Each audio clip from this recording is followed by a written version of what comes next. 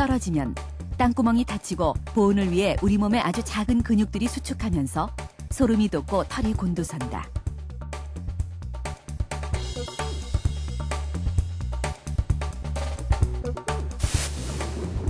이때 말초 혈관들이 동시에 수축하면서 혈액을 통해 체외로 열이 손실되는 것을 막는다.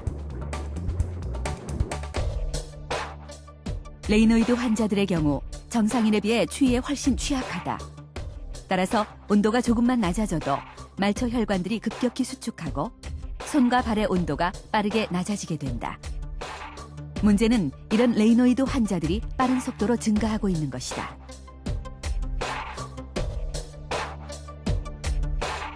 이게 지금 사회가 굉장히 복잡해지고 있잖아요. 혈관 수축하는 이유 중에 하나가 스트레스성 질환도 꽤 많이 있거든요. 그래서 아마 현대 사회가 이제 스트레스성 질환도 많이 있고요. 더불어 이제 흡연 인구들도 영향을 줄 수가 있을 것이고요. 또 아까 말한 이제 카페인이 많이 들어있는 음식들, 우리가 뭐 주위에서 흔히 보이는 게 커피, 녹차 이런 게 많지 않습니까? 이렇게 이제 기호식품들이 많기 때문에 이런 거를 지속적으로 오랫동안 아니면은 과량 많이 드신 분들한테서 이렇게 나타날 확률이 높기 때문에 그러한 인구들이 좀 늘어나지 않을까 이렇게 보이고, 그러므로 인해서 이런 환자들이 더 증가한다 이렇게 보시면 되겠네요. 세계에서 가장 높은 산 에베레스트. 체감 온도가 영하 50도까지 내려간다는 이곳에서 등반가들을 가장 괴롭히는 것 중 하나는 바로 동상이다.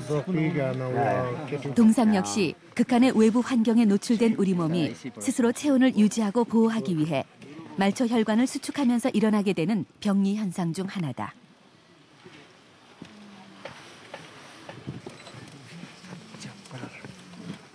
우리 몸에는 우리 몸을 항상 그 상태로 유지하려고 하는 것이 항상성이라고 그러는데, 그 항상성의 폭이 있어요, 폭이. 요 범위 안에서는 우리가 건강하게 활동을 할 수 있는데, 이 폭 바깥에 위나 아래일 때는 우리 몸에 이상 증상이 나타나고 이상 반응을 하게 되죠. 그래서 건강한 사람은 요 항상성의 폭이 넓고요. 그래서 이 안에서는 아무리 변해도 건강한데, 병 있는 분들은 요게 좁아가지고 요걸 벗어나면은 증상이 생기고 견디기가 힘들어져요.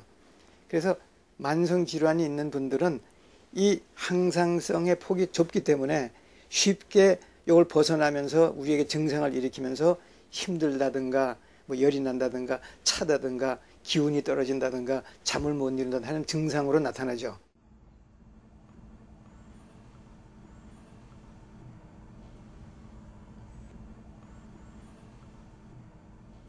몸이 좀 찌뿌듯하다 싶으면 뜨끈한 온돌방에서 한숨 푹 자고 싶다, 이런 생각이 절로 드는데요. 옛 문헌에 따르면 옛날 임금님들도 온돌방에서 치료를 했다고 합니다. 세종대왕은 궁 안에 구들방 초가를 만들어 놓고 자주 이용했다고 하고요. 광해군은 황토방에서 종기를 치료했다는 기록이 나옵니다. 그런데 놀랍게도 수백 년이 지난 오늘날 유럽의 몇몇 병원의 중환자실에서는 이 구두를 이용한 침상을 사용하고 있다고 합니다. 환자들의 면역력을 높이기 위해서라고 하는데요. 과연 면역력과 몸을 따뜻하게 하는 것 사이에는 어떤 관계가 있는 것일까요? 일본 도쿄.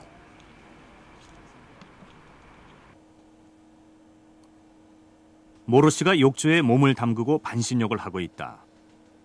모로 씨가 이렇게 매일 반신욕을 하는 데에는 절실한 이유가 있다. 작년 10월 간암 선고를 받았기 때문이다. 그것도 수술을 할 수 없는 말기암이었다. 제가 물어봤어요. 의사가 말을 해주지 않아서 제가 살 날이 얼마나 남았는지 물었죠. 그러자 대략 6개월 남았다고 보시면 된다고 대답하더군요. 당시 간에서 종양이 발견됐고 이미 문맥까지 암이 전이된 상태였다.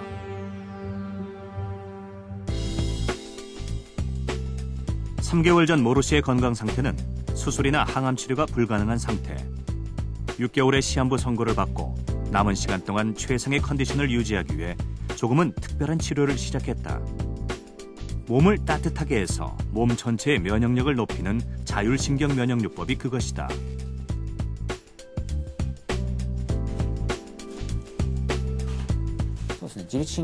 자율신경 면역 요법으로 몸을 따뜻하게 만들고 산소를 보충하고 채소를 먹고 걱정이나 불안을 모두 떨쳐버리고 즐겁게 인생을 보내며 면역력을 높이는 방향으로 지도하고 있습니다. 모로 씨의 경우 구체적으로는 손가락을 마사지하거나 목욕을 하고 유산소 운동을 주 2회에서 3회 하고 환부를 마사지해서 몸을 따뜻하게 만들도록 했습니다. 말기암 환자라고 믿기지 않는 건강한 모습의 모로 씨. 지난 3개월 동안 그의 몸에서는 어떤 변화가 있었던 걸까? 작년 10월에 측정한 백혈구 수치는 4,000. 2달 후에 백혈구 수치가 6,200으로 올라갔다. 림프구 수치도 1316에서 1427, 그리고 다시 1568로 올라갔다. 몸이 따뜻해지면 혈액순환도 좋아지고 세포의 경우에도 교감신경보다는 부교감신경이 작동하면서 림프구도 늘어나 면역력의 향상으로 이어집니다. 체온과 면역력은 어떤 관계가 있는 것일까?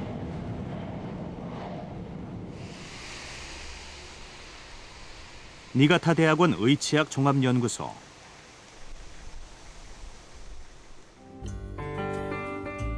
많은 건강 서적을 내서 세계적으로 잘 알려진 아보드 오르 교수. 그가 쓴 책의 주제들은 대부분 체온과 면역에 관한 것들이다.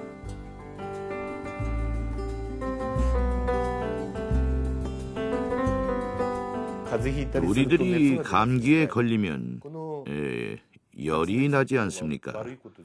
이런 발열은 나쁜 것이 아닙니다.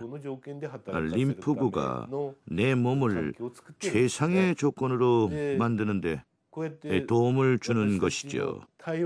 이렇게 우리들의 체온이 면역을 뒷받침하고 있습니다. 자율신경은 교감신경과 부교감신경이 시소처럼 균형을 이루고 있다. 교감신경이 지나치게 항진되면 혈관이 수축되면서 혈압이 상승하고 체온이 내려가며 림프구가 줄어들어 면역력이 떨어진다. 반대로 부교감신경이 항진되면 혈관이 확장돼서 혈압이 내려가며 체온이 상승하고 림프구의 수는 증가한다. 일상생활에서 지나치게 바쁘거나 고민을 하면 교감신경이 지나치게 작동돼서 혈관이 수축하고 혈류장애, 저체온에 빠지게 됩니다. 그러므로 우리들의 몸은 자율신경이 일정하게 균형을 이루어 체온을 유지함으로써 면역이 잘 기능하고 있다고 말할 수 있죠. 일본 도쿄.